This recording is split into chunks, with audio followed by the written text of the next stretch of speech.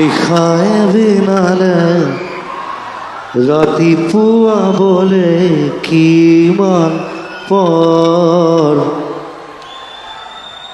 এইটো মই বনোৱা এটা one of the toughest songs. মই সেইকাৰণে আজিলৈকে ষ্টেজত গোৱা নাই আৰু এইবাৰ গাব লাগিব, কাৰণ গানটোৰ পৰা মই চিনেমালৈ গুচি গ'লোঁ।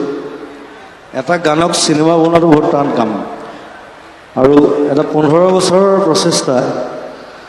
15 বছৰ আগতে মই ৰাজেশক কৈছিলোঁ যে মোৰ এনেকুৱা এটা ষ্টৰী আছে, খালি মই তাত ব্লাইণ্ড, এজন ব্লাইণ্ড ছিংগাৰ, তাৰ ষ্ট্ৰাগল, তাৰ লাইফ, তাৰ গান, আৰু মই ভাবোঁ যে এই গানটোত খুব মিলে সেই গোটেই কেৰেক্টাৰটোৰ লগত, সেইকাৰণে গানটো ইউজ কৰিছোঁ আৰু নতুনকৈ বনাবলগীয়া হৈছে আকৌ গানটো।